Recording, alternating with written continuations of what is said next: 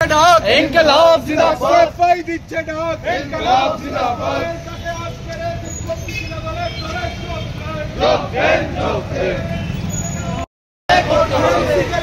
সুস্থ তদন্ত করে দোষীদের শাস্তি প্রদান করতে হবে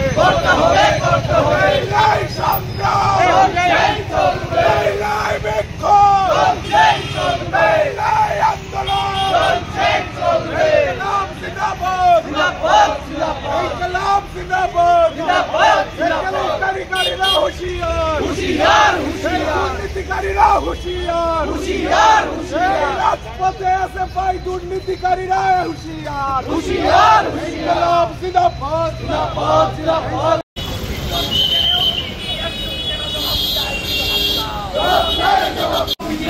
দলে শামিল হো শামিল হো ত্রিপুরা মেডিকেল কলেজে দুর্নীতি অসত্ত্বেও দুই ডিএম যুগ কেন জবাব চাই দুর্নীতির বিরুদ্ধে লড়তে হবে একসাথে দুর্নীতির বিরুদ্ধে লড়তে হবে একসাথে লড়তে হবে একসাথে লড়তে হবে একসাথে লড়তে হবে একসাথে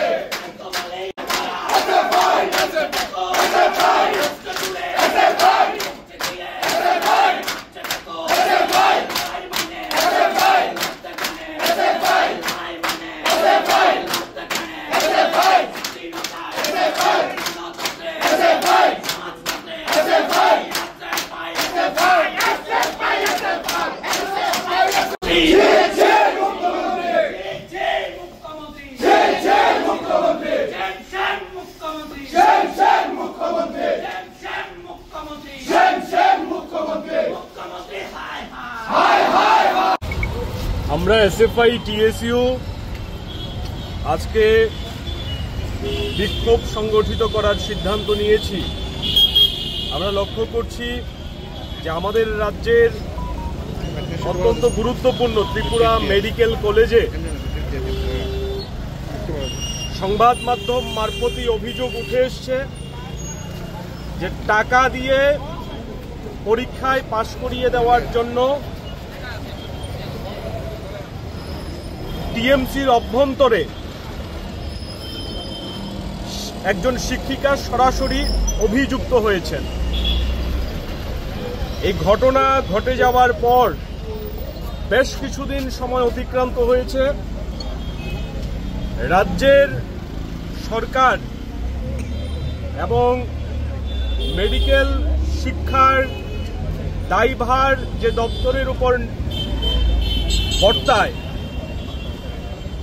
সেই অধিকর্তা ডিএমই চুপ করে বসে আছে।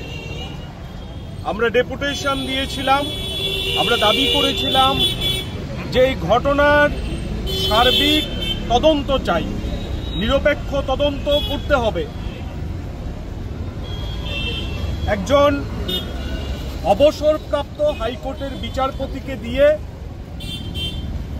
এই দুর্নীতির তদন্ত করে সমস্তটা মানুষের সামনে প্রকাশ করতে হবে এবং কি ঘটনা ঘটেছে টিএমসির অভ্যন্তরে সেটা জনগণের সামনে স্পষ্ট করতে হবে।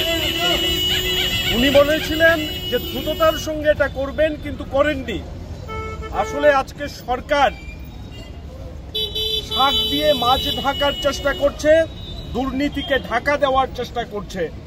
বিজেপি সরকারের আমলে সর্বস্তরে দুর্নীতি চলছে। এই দুর্নীতিকে ধামাচাপা দেওয়ার জন্য বিজেপি এবং ত্রিপুরা রাজ্যের সরকার ভূমিকা পালন করে চলছে। আমরা শিক্ষা ক্ষেত্রে এই বৃহৎ দুর্নীতির প্রতিবাদে আজকে রাজপথে ফের একবার প্রতিবাদে সোচ্চার হব এবং ডিএমই যারা চোখ কান বন্ধ করে বসে আছে তাদেরকে জাগানোর জন্যে আমরা ডাইরেক্টরেট অফ মেডিকেল এডুকেশনের যে অফিস, সেই অফিসে বিক্ষোভ ধর্ণা সংগঠিত করব। তার জন্যেই আমরা আজকে এখানে মিলিত হয়েছি বললেই চলবে না। আমরা নির্দিষ্টভাবে দাবি তুলেছি যে হাইকোর্টের অবসরপ্রাপ্ত বিচারপতিকে দিয়ে নিরপেক্ষ তদন্ত করতে হবে।